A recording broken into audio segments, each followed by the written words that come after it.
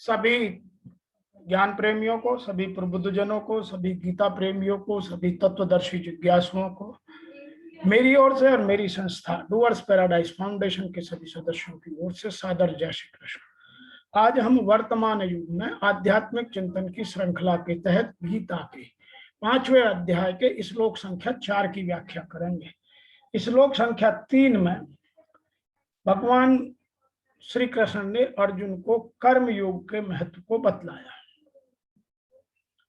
और इस श्लोक में फल में सांख्य योग और निष्काम कर्म योग की एकता को बतलाया कि दोनों में कोई अंतर नहीं है, जिसको ऋषि वेदव्यास जी ने हमारे कल्याणार्थ, हमारे हितार्थ कुछ इस तरह से लिखा है। सांख्य को पृथक बाला प्रवदन्ति न पंडिता एकम अपि आस्थितः सम्यक उभयो विदन्ते फलम। अर्थात बेसमझ लोग सांख्य योग और कर्म योग को अलग अलग फल वाला कहते हैं, न कि पंडित जन, क्योंकि इन दोनों में से एक ही साधन में अच्छी तरह से स्थित मनुष्य दोनों के फलस्वरूप परमात्मा को प्राप्त कर लेता है। अर्थात कर्म संन्यास और कर्म योगों को अज्ञानी ही अलग अलग फल देने वाले कहते हैं, न कि ज्ञानी, क्योंकि दोनों में से एक भी ठीक प्रकार से स्थित पुरुष दोनों के ही फल की प्राप्त कर लेता है। अतः हमें यह जानना, समझना अत्यंत आवश्यक है।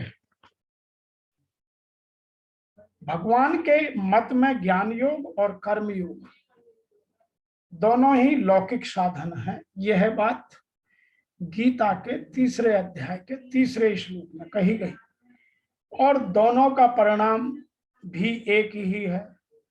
दोनों ही साधनों की पूर्णता होने पर साधक संसार बंधन से मुक्त होकर आत्म साक्षात कर लेता है। अतः दोनों ही मोक्ष प्राप्ति के स्वतंत्र साधन हैं। अतः यहाँ कर्म संन्यास और कर्म योग दोनों की बातों को कहा गया, लेकिन जो कर्म संन्यास को करते हैं उनमें उनके अंतःकरण में राग द्वेष का मिटना अत्यंत आवश्यक है, जो पिछले श्लोक में बताया गया। केवल एक पर्टिकुलर या एक विशेष रंग के वस्त्र धारण करने से ही सन्यासी नहीं बन जाते, या सर के बाल मुंडाने से ही सन्यासी नहीं बन जाते, या कोई अन्य बाना बनाने से, अन्य पोशाक पहनने से हम उस धर्म के महान गुरु नहीं बन जाते, जब तक कि हम उस धर्म की प्रवृत्ति से अपने अंदर के राग और द्वेष को खत्म न करें। सांख्य योगी पृथक बाला है प्रवदंती न पंडिता। इसी अध्याय के पहले श्लोक में अर्जुन ने कर्मों के स्वरूप त्याग करके तत्वदर्शी महापुरुष के पास जाकर ज्ञान प्राप्त करने के साधन को कर्म संन्यास नाम से कहा है। भगवान भी दूसरे श्लोक में अपने सिद्धांत की प्रमुखता रखते हुए उसे संन्यास और कर्म संन्यास के नाम से जब कहते हैं। अब उस साधन को भगवान भी यहाँ सांख्य नाम कहते हैं। भगवान शरीर और शरीरी के भेद का विस्तार करके स्वरूप में स्थित होने को सांख्य कहते हैं। सांख्य योग क्या है? जहां हम शरीर और शरीरी के बीच के अंतर को स्पष्टतः समझने में सक्षम हो जाए, यह बात सांख्य योग समझाता है। जिसमें कर्मों का स्वरूप से त्याग करने की आवश्यकता नहीं रहती। अर्जुन जिसे कर्म संन्यास नाम से कह रहे हैं, वह भी निसंदेह भगवान द्वारा कहे सांख्य का एक अवांतर भेद है। कारण है कि गुरु से सुनकर भी साधक शरीर और शरीरी के भेद को विचार कर सकता है और करता है। वाला पद से भगवान यहाँ कहते हैं कि आयु और बुद्धि बड़े होकर भी जो सांख्य योग और कर्म योगी अलग अलग फल वाले मानते हैं, वे बालक अर्थात ना समझ।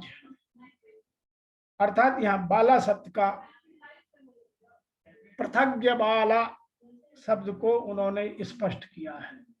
जिन महापुरुषों ने सांख्य योग और कर्म योग के तत्व को ठीक से समझा है, वे ही पंडित हैं अर्थात बुद्धिमान हैं।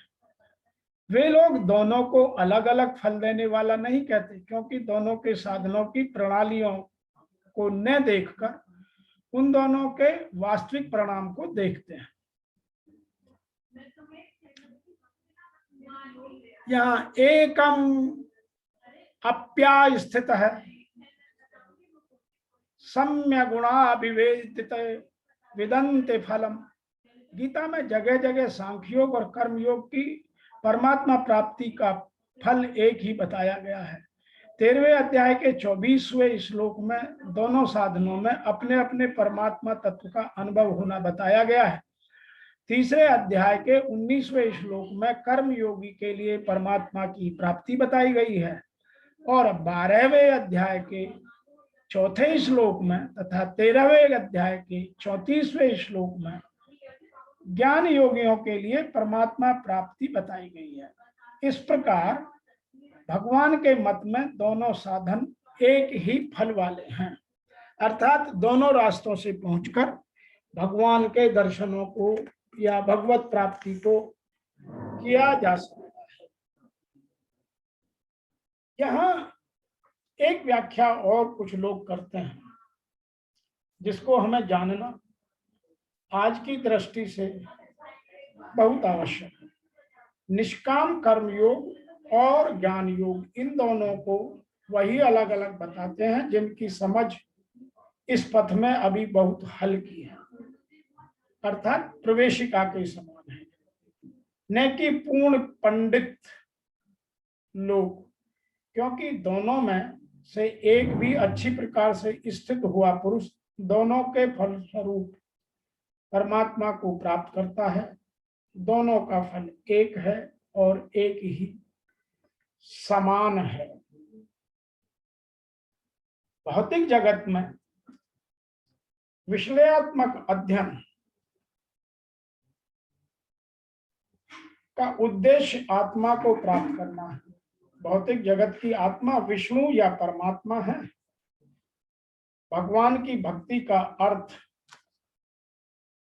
परमात्मा की सेवा है। एक विधि से वृक्ष की जड़ खोजी जाती है और दूसरी विधि से उसे सींचा जाता है। सांख्य दर्शन का वास्तविक छात्र जगत के मूल अर्थात विष्णु को ढूंढता है और फिर पूर्ण ज्ञान समेत अपने को भगवान की सेवा में लगा देता है। अर्थात मूलतः इन दोनों में कोई भेद नहीं है, क्योंकि दोनों का उद्देश्य परमात्मा की प्राप्ति है। जो लोग चरम उद्देश्य को नहीं जानते, वे कहते हैं कि सांख्य और कर्म योग में अंतर है, किंतु जो विद्वान जन, पंडित जन यह जानता है कि इन दोनों भिन्न विधियों का भी उद्देश्य एक ही है, वह कभी भी अंतर नहीं मानता।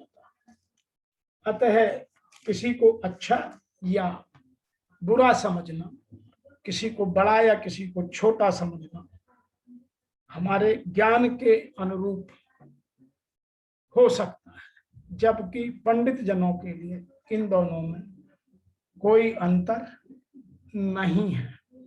आज के इस गीता के 5वें अध्याय की चौथे श्लोक की व्याख्या में इतना ही कि सांख्य कर्म या संन्यास कर्म और कर्म योग को अज्ञानी ही अलग अलग फल देने वाले कहते हैं, न कि ज्ञानी जन, क्योंकि दोनों में से एक ही ठीक प्रकार से स्थित पुरुष दोनों के ही फल अर्थात परमात्मा को प्राप्त होता है। तो यदि इन चीजों के महत्व को हम ढंग से देखें तो मूल तत्व है कि हम अपने अंतःकरण की शुद्धि कितना करते हैं और कितनी शुद्धि के साथ कितने हम निष्काम भाव से अपने अपने स्वधर्म को निभाते हुए अपने अपने कर्मों को पूरा करते हैं। आज के इस श्लोक की व्याख्या में इतना ही। फिर आपसे शीघ्र मिलते हैं। तब तक के लिए आपको मेरी ओर से और मेरी संस्था के सभी सदस्यों की ओर से ओम नमो भगवते वासुदेवाय नमः। जय श्री कृष्ण।